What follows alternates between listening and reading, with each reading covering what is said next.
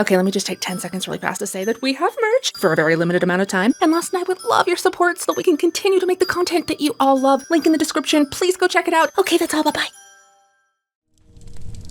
Welcome back to Apple of the Dead. In the last episode, we joined some familiar characters in a special survivor encampment called The Compound, and learned that the state of Equestria was far worse than we remembered.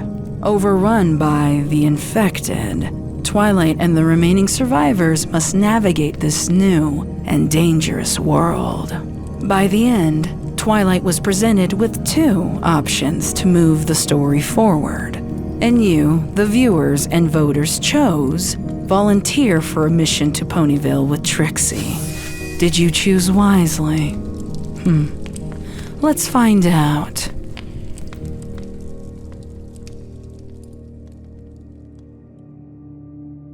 Those damn sirens again. They keep going off from time to time, and each time they just seem to get louder and louder. There's no use in trying to cover my ears anymore. It does nothing. Though, the last time I tried, a bit of skin peeled off. I'm not sure what that means. The black dead things come out each time those sirens go off, and always run off when it's quiet again. But this time, it was different. One after another, they started popping up until a group of about 10 started wailing on the wagon across the way. I could hear screams coming from inside it. It didn't take them that long well, those ponies didn't stand a chance. They pulled out of them living, breathing. I volunteer! The courtyard, once silent, erupts into a symphony of whispers as I walk towards Commander Luna and the other volunteers. There is visible shock on all 3 volunteers' faces, but Luna remains stoic. Her indifference causes a lump to form in my throat. What are you doing? You can't make it out there. Unvolunteer. Right now. Thank you, cadets. This mission will proceed as planned. You may all return to your training. You 4, follow me for further debriefing and mission preparation. Wait, stop!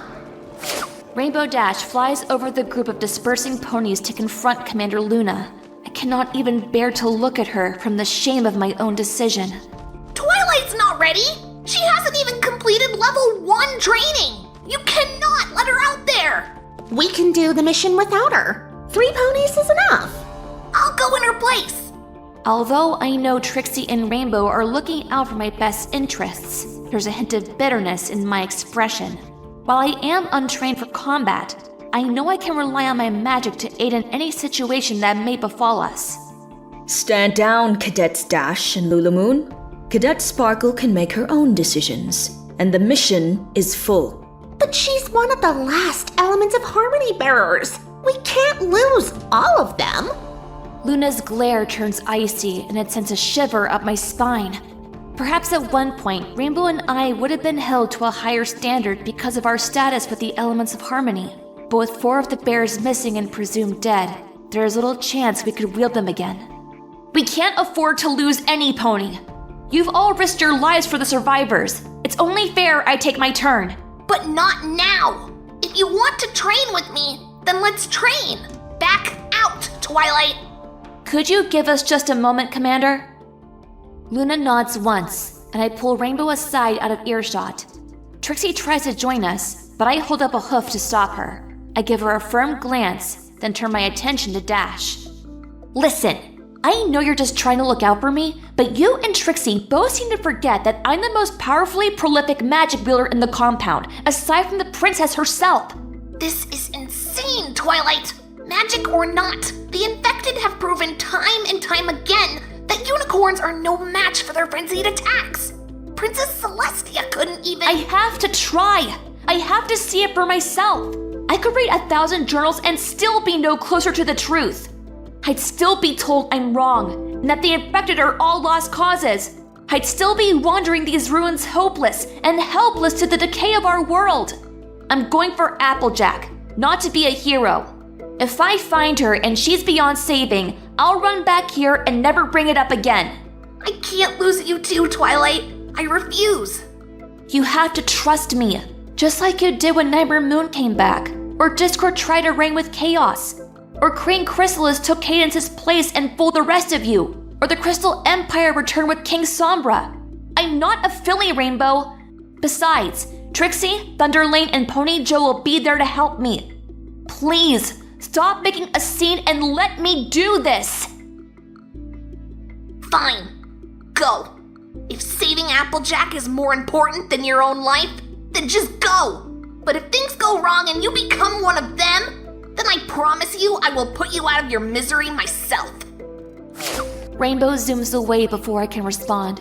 Her words echo in my head and sting my heart like 1,000 wasps. I know she reacted out of fear and said things she would later regret, but the most prominent takeaway from our talk was her complete and utter lack of faith in me. That's what hurt the most.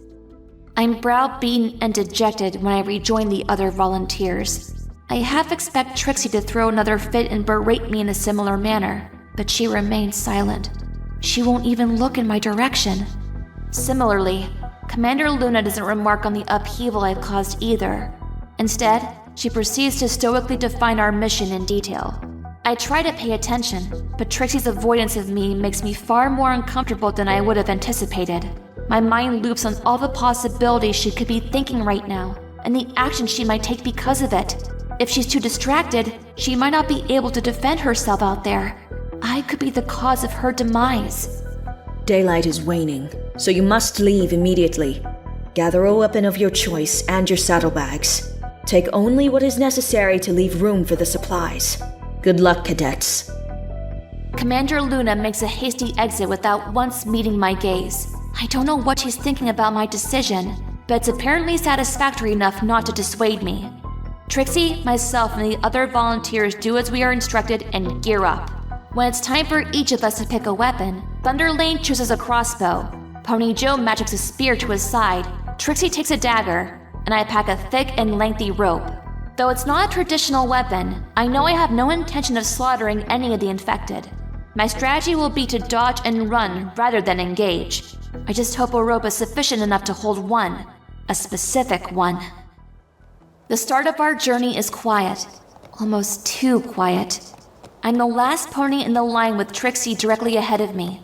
Once the compound is out of our sights, I strike up a conversation with Trixie. If I don't do it now, it'll be too late. The safety of the Everfree won't last forever. Trixie? Stop. Just stop. I don't want to hear it. I know you're upset, but I promise I'm not going to do anything reckless. I'll stay by your side and do what you say until... Until what, Twilight? Until you find the infected you've been obsessed with for weeks? Until she rips out your throat and devours your brain before you can even get it through your thick head that she's not in there anymore?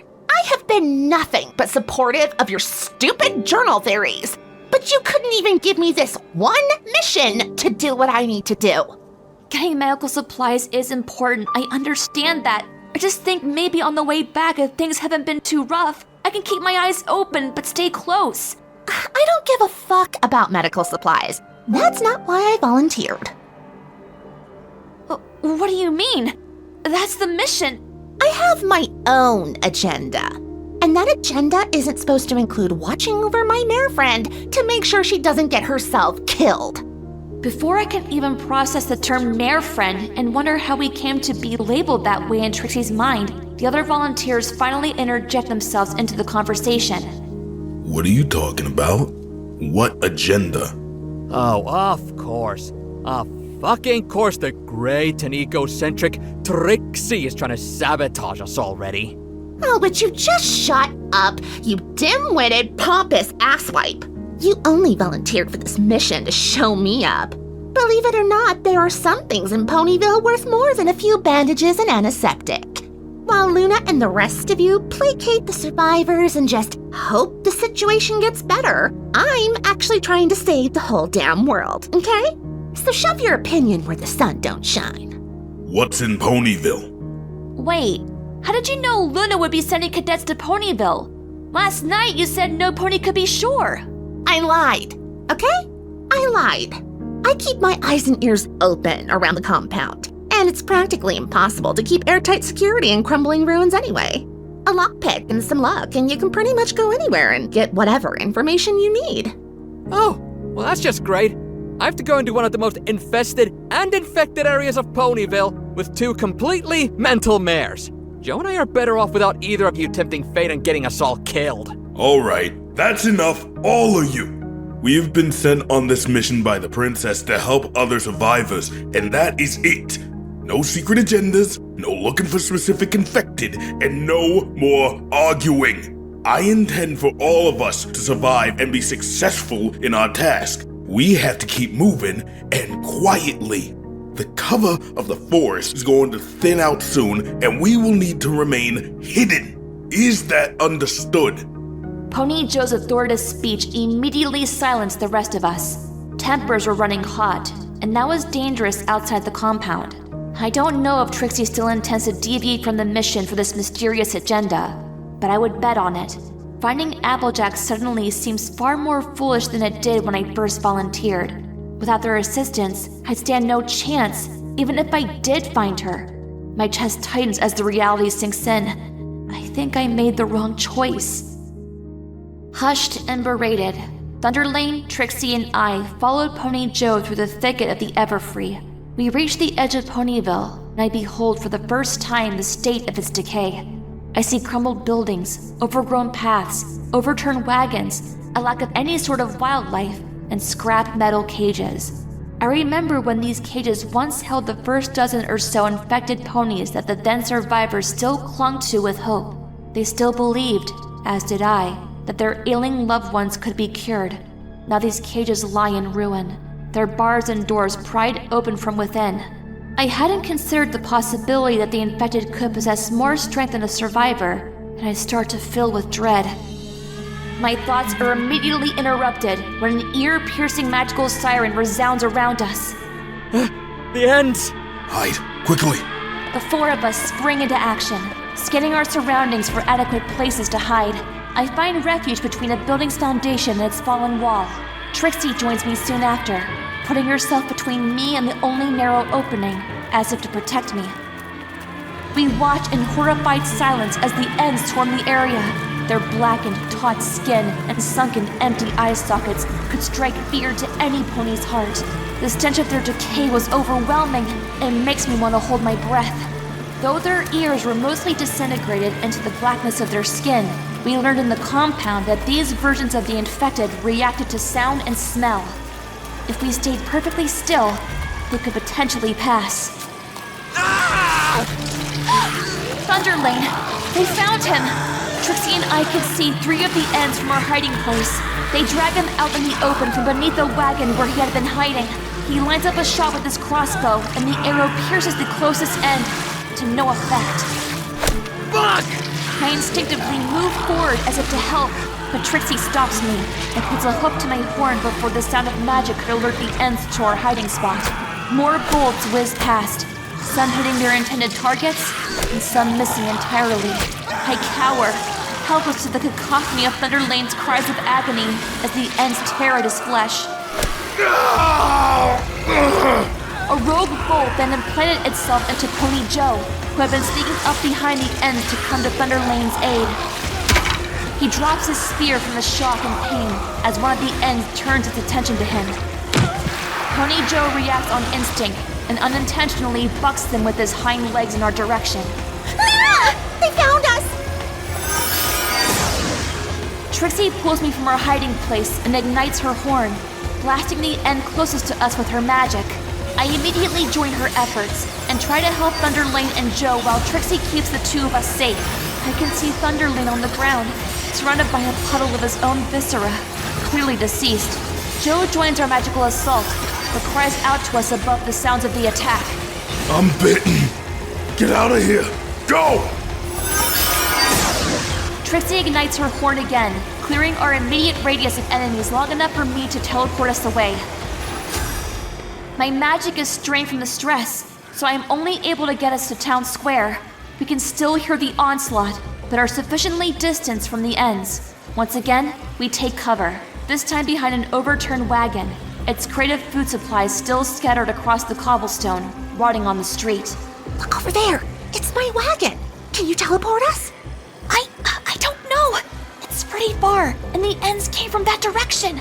Twilight, we have to get to my wagon. I'd teleport us myself, but I'm magically spent from the attack.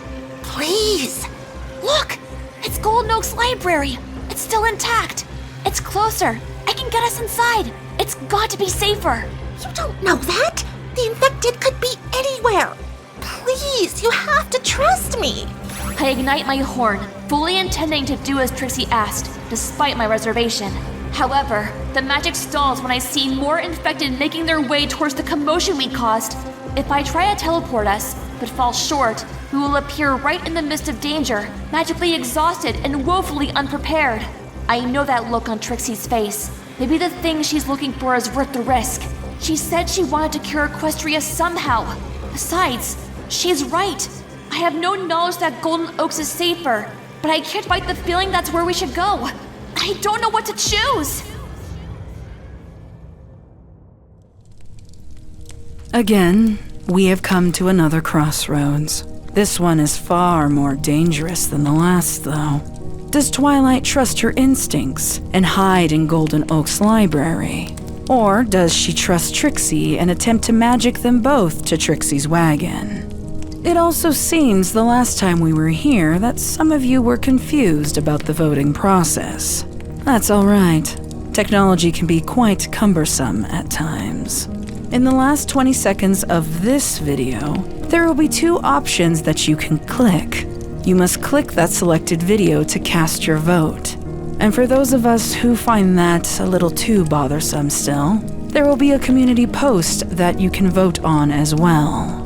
But remember, you only have 72 hours from the time this video is posted to cast your vote. So, don't waste this opportunity to help weave this tale with me.